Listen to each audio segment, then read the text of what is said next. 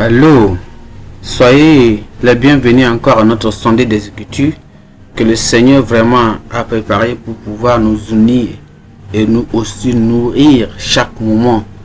Et c'est un moment opportun que le Seigneur veut que nous vivons les pages de la Bible, page par page, pour pouvoir savoir quelles en sont les recommandations et les commandements qui nous est vraiment nécessaire pour que nous puissions se préparer pour son avènement. Nous allons prier. Père, nous te remercions, nous te glorifions aujourd'hui, nous t'exaltons pour cette opportunité que tu nous as donnée. Nous prions qu'à la fin de cette étude, Seigneur, la gloire et l'honneur te sera donné au nom de Jésus. Seigneur, merci parce que nous savons que tu nous as exaucés. Au nom précieux de Jésus, nous avons prié. Amen. Frères et sœurs, aujourd'hui, nous continuons dans une étude tellement importante. Et avant d'y aller, nous allons avoir une récapitulation sur ce que nous avons appris la semaine passée. Par la grâce de Dieu, la semaine passée, nous avons étudié une étude intitulée « Un seul corps et plusieurs membres ». Un seul corps, plusieurs membres. Nous avons appris que l'Église représente Christ dans le monde. Et nos dons et nos grâces diffèrent grandement, mais ils sont donnés gratuitement par Dieu, par le Saint-Esprit. Puisque tous les dons des membres proviennent du Saint-Esprit, à cause de cela, aucun membre ne peut se vanter contre un autre. Et aucun membre ne aussi, petit soit-il, ne peut se considérer inutile. Alors, comme cela se passait au temps antique des Corinthiens, ils pensaient qu'un autre don était plus utile que l'autre, était supérieur que l'autre, et certains dons sont tellement inutiles ou bien inférieurs que d'autres. Non, Dieu veut que nous sachions que nous tous nous sommes utiles à lui. On peut le servir n'importe quelle place qu'on nous a donnée.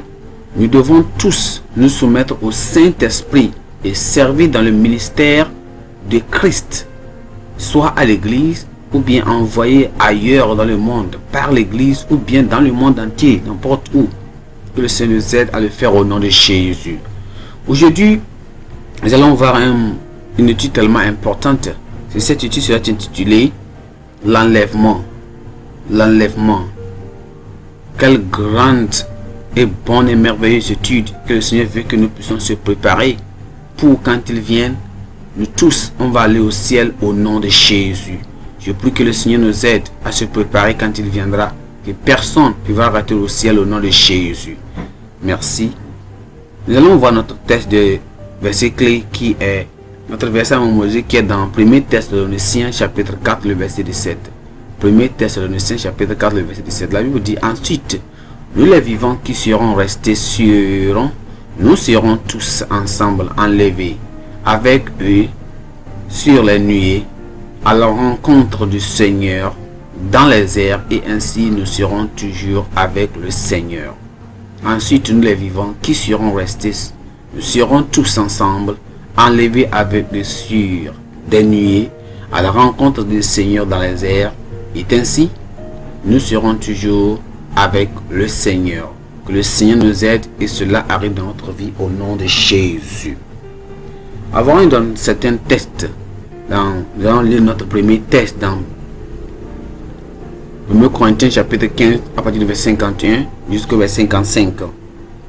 La Bible dit ceci, 1 Corinthiens chapitre 15 à partir du verset 51. La Bible dit, voici je vous dis un mystère, nous ne mourrons pas tous, mais tous nous serons changés. À un instant et en un clin d'œil, à la dernière trompette, la trompette sonnera et les morts ressusciteront incorruptibles et nous serons changés. Car il faut que ce corps incorruptible revête l'incorruptibilité et que ce corps mortel revête l'immortalité.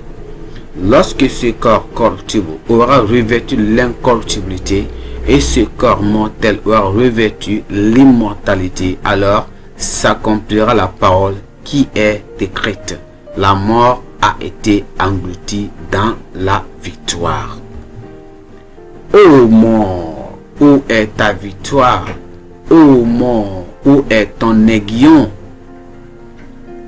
Allons-y dans 1 Thessaloniciens chapitre 4, à partir du verset 13 jusqu'au verset 18, le second. Nous ne voulons pas, frères, que vous soyez dans l'ignorance au sujet de ceux qui dorment, afin que vous ne vous affligez pas comme les autres qui n'ont point d'expérience. Car si nous croyons que Jésus est mort et qu'il est ressuscité, croyons aussi que Dieu ramènera par Jésus et avec lui ceux qui sont morts. Voici en effet ce que nous vous déclarons d'après la parole du Seigneur. Nous les vivants, restés pour l'avènement du Seigneur, nous ne devancerons pas ceux qui sont morts. Car le Seigneur lui-même a un signal donné à la voix d'un archange et au son de la trompette de Dieu, descendant du ciel, et les morts en Christ ressusciteront premièrement. Et ensuite, nous les vivants qui serons restés, nous serons tout ensemble enlevés avec eux sur les nuées à la rencontre du Seigneur dans les airs. Et ainsi, nous serons toujours avec le Seigneur. Consolez-vous donc les uns les autres par ces paroles. Amen. Que le Seigneur vous bénisse cette lecture. L'enlèvement est la capture des saints morts et vivants. C'est-à-dire quoi? Personnes dont les noms sont dans les livres de vie. Soit ils sont morts déjà, soit ils sont vivants. Ces deux personnes, catégorie de personnes qui ont déjà leur nom écrit dans le livre de vie. Eux, ils seront capturés, ils seront enlevés, ils seront ôtés, ils seront pris pour aller rencontrer le Seigneur dans les airs. Pour rencontrer le Seigneur dans les airs pour une réunion sans fin. Ce serait une sortie indolore et glorieuse des saints de ce monde actuel. Ce sera aussi un temps de renouvelage avec les saints de fin. L'enlèvement marquera la fin de la dispensation actuelle de grâce et marquera le début des événements de la seconde venue de Christ. Gloire à Dieu. Je prie que Dieu soit là au nom de Jésus. Notre question première 1, c'est quoi? Qu'est-ce que nous entendons par le terme l'enlèvement? Ça veut dire quoi le terme l'enlèvement? Et quand nous lisons dans 1 Thessaloniciens chapitre 4 verset 16, 17 et 1 Corinthiens chapitre 15 le verset 51 jusqu'à verset 52, on va voir qu'on sera quoi? C'est l'enlèvement. On sera ôté, sera pris, sera capturé, pris pour aller rencontrer le Seigneur. C'est le départ des saints. Ceux qui sont morts, ils vont ressusciter. Ceux qui sont vivants, ils ont leur nom écrit dans le livre de vie. Tous seront pris à l'avènement du Seigneur. Au son de la trompette, toutes ces personnes vont rencontrer le Seigneur dans les airs pour aller se réjouir. Et nous allons voir 4 points dans ce message, notre étude. Premier point, dans le premier point, nous parlerons de la certitude de l'avènement, de l'enlèvement. La certitude de l'enlèvement. C'est-à-dire que c'est imminent. L'imminence de l'enlèvement. C'est très éminent. C'est très éminent. Et il va arriver. L'enlèvement est la capture. Et la capture de soulager pour rencontrer le Seigneur dans les airs. C'est aussi quoi? Dieu avait souligné ce grand événement de deux manières différentes dans l'écriture pour nous assurer de sa certitude. Il a souligné certains événements qui vont vraiment nous assurer. Premièrement, il a illustré celui qu'on appelle il a donné une illustration d'Enoch et celui d'Élie. Une illustration de celui d'Élie. Et on a vu que Élie et Enoch, la Bible nous dit qu'ils n'ont pas vu comment la mort. Ils ont été pris. Et deuxièmement aussi, les saints vivants qui n'ont pas goûté la mort, mais ont été traduits, ont été ôtés, ont été pris dans un monde de temps et pris dans les airs. On a vu ça. Donc c'est-à-dire que les gens qui sont vivants sur cette terre aussi, eux aussi seront pris. Les gens vivants aussi seront ôtés pour aller aussi rencontrer le Seigneur dans les airs. Et aussi, il a été illustré aussi dans Christ, dans le Nouveau Testament, que lui aussi, il a été ôté. C'est-à-dire que Christ est mort, il a été enterré et il a ressuscité le troisième jour. Et après sa résurrection, plusieurs de ses apôtres l'ont vu. Plusieurs apôtres l'ont vu et il a été ôté pour amener dans le ciel. De la même manière, pour prouver que l'enlèvement est certain, l'enlèvement est vrai, l'enlèvement est vraiment, c'est vrai et ça va arriver. Il fut aussi enlevé et une nuée le reçut hors de leur vue. Ce qui s'est passé. Et le Seigneur les a nous montre toutes ces choses pour montrer que vraiment l'enlèvement, ce n'est pas quelque chose que les gens vont dire que ce n'est pas vrai, ce n'est pas du non. L'enlèvement est assuré, c'est vrai, c'est vérifié par le Seigneur Jésus-Christ. Enoch et Élie n'ont pas goûté la mort. Ils ont quitté cette terre sans mourir. Et c'est à travers quoi? L'enlèvement. Jésus-Christ a fait ça après sa mort et résurrection. Il a aussi été ôté et amené au ciel. Et la Bible nous a dit dans Actes chapitre 1. Donc c'est la même chose. Ça veut dire que vraiment Jésus-Christ va revenir et va amener ses enfants. Question numéro 2. Quelles sont les preuves scripturelles de la certitude de l'événement ou bien de l'enlèvement? Quelles sont les preuves scripturelles de la certitude de l'enlèvement? Ce que nous venons de voir ici. C'est ça qu'on vient de voir ici. On a vu que il y a beaucoup de ces personnes. Tout ce qu'on a vu ici, et c'est vraiment c'est ça qui est le preuve que ceci Christ viendra. Élie et Enoch n'ont pas vu la mort. Et on a vu aussi Jésus-Christ lui-même, non pas après sa résurrection, il a quitté et allé au ciel. Les apôtres l'ont vu partir. Je prie que toi aussi tu ne doutes pas cela, et parce que ça va arriver au nom de Jésus. Nous revenons à notre point numéro 2 qui sera ceci. Le point numéro 2 c'est les signes annonçant l'enlèvement. Les signes annonçant l'enlèvement. Quels sont ces signes qui annoncent l'avènement du Seigneur Jésus-Christ? Sur l'image que je viens de mettre, vous allez voir ces images des tremblements de terre, des guerres, des famines, des maladies, des accidents, toutes ces choses-là. Jésus-Christ a toujours vraiment annoncé ces causes, ce qui va arriver. Il a montré toutes ces choses-là. Et nous sommes en train d'expérimenter ces mêmes choses aujourd'hui. Ça veut dire que la fin des temps mettra en vedette de faux Christ trompeurs, c'est-à-dire des faux prophètes, des guerres, des rumeurs de guerre, la famine, la peste, les tremblements de terre et un recul accru de la foi. Plusieurs personnes ne vont pas continuer à croire à la foi comme le Seigneur les a dit. Beaucoup de personnes vont retourner. Il y aura de la rétrogradation. Christ même a souligné ce qui suit comme ce à quoi il faut s'attendre. Quand l'enlèvement va se causer, l'enlèvement va venir. Quand Christ va venir, il a mis certains signes. Et ces signes-là vont nous montrer que son avènement est tellement proche. Voilà, on va les voir un à un.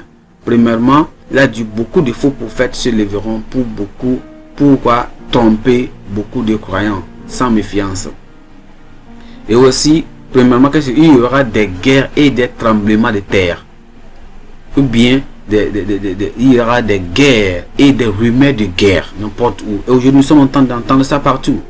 Deuxièmement, il y aura des guerres internationales. C'est-à-dire qu'une nation qui se lèvera contre une autre nation. Christ a dit ça dans Luc. Il a dit une nation se lèvera contre une nation. Un pays contre un autre pays.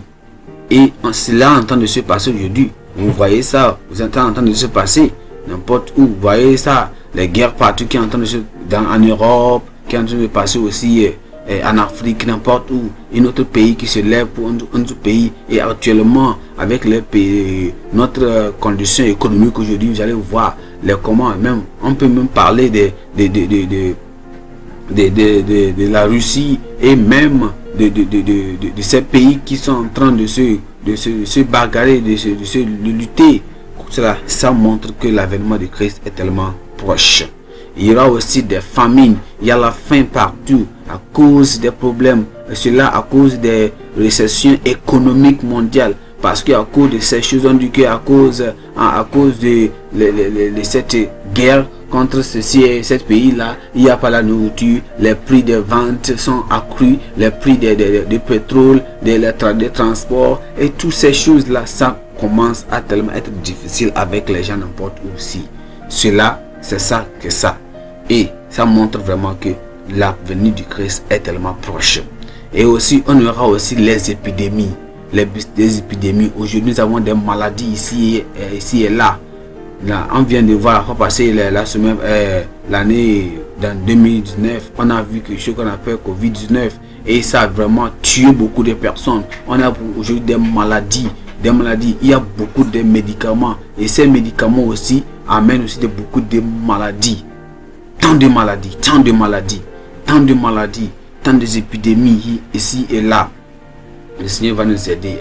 Et aussi, il y aura les tremblements de terre dans divers endroits. Des tremblements de terre. Vous allez voir que dans les pays européens, en Australie, vous allez entendre des tremblements de terre qui fait que ça cause beaucoup et tant de morts. Et certainement, il y aura la persécution des disciples de Christ. Et quelques cas, et même ils seront martyrés, ils seront tués. Ils seront tués à cause de la prédication de la parole de Dieu, à cause de comment ils vont prêcher la parole, de la diffusion de la parole de Dieu, seront tués à cause de cela. Que le Seigneur nous aide à se préparer à tout cela au nom de Jésus. Il y aura aussi la multiplication de faux prophètes. La multiplication. Il y a des églises n'importe où quand vous allez. N'importe où il y a les églises. Et ces églises ne font que faire.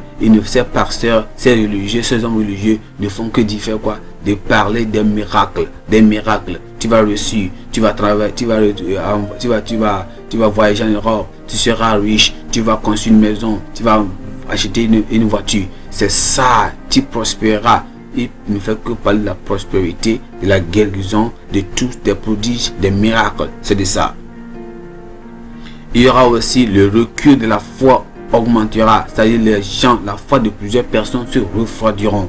C'est-à-dire il y aura ce qu'on appelle la rétrogradation. La rétrogradation assez n'importe partout. Que tu ne sois pas cette personne au nom de Jésus.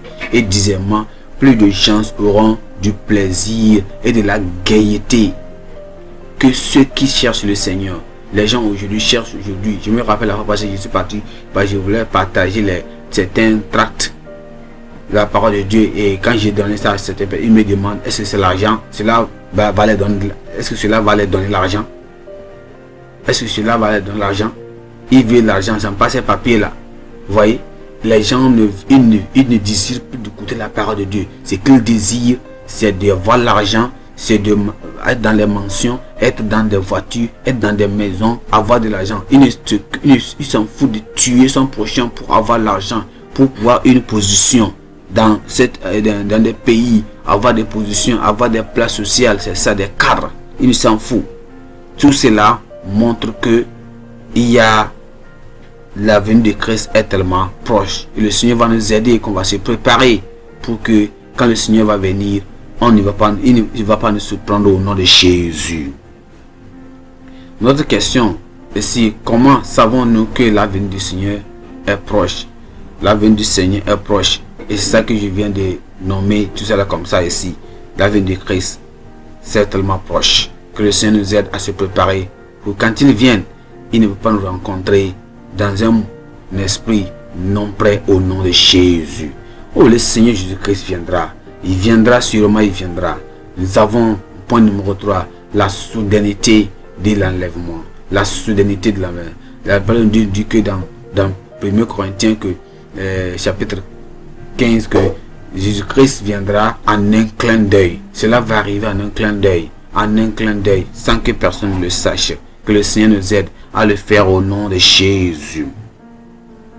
À se préparer pour quand il vient, nous n'allons pas rater cela au nom de Jésus. Le jour et l'heure de l'enlèvement ne sont jamais connus par personne, à l'exception de Dieu. C'est seulement Dieu qui connaît le jour. Et si ce n'est pas à cause de l'intercession de notre Père et notre Sauveur Jésus-Christ Rédempteur, je crois bien que l'enlèvement aura déjà passé. Mais il prie à notre faveur. Il dit, Père, ne le fais pas. Si tu le fais, mon sacrifice sera inutile. C'est à cause de ça que toi et moi aujourd'hui, nous sommes toujours encore sur cette terre. Parce que le Seigneur Jésus-Christ veut que les sauveurs viennent à lui. Les sauveurs soient sauvés, les pécheurs viennent à lui. Les pécheurs se reviennent et se reconnaissent leur état de péché, reviennent au Seigneur Jésus.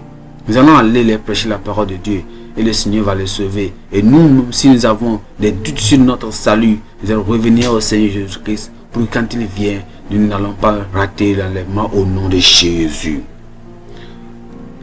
Nous devons, sachant que la venue du Seigneur Jésus-Christ sera vraiment soudaine, quelle devait être notre attitude en tant que croyant? Notre attitude en tant que croyant, quelle devait être notre attitude? On doit toujours prier. On doit toujours être prêt et se préparer pour quand il vient, nous ne serons pas soudainement surpris au nom de Jésus. Nous devons prêcher la parole de Dieu.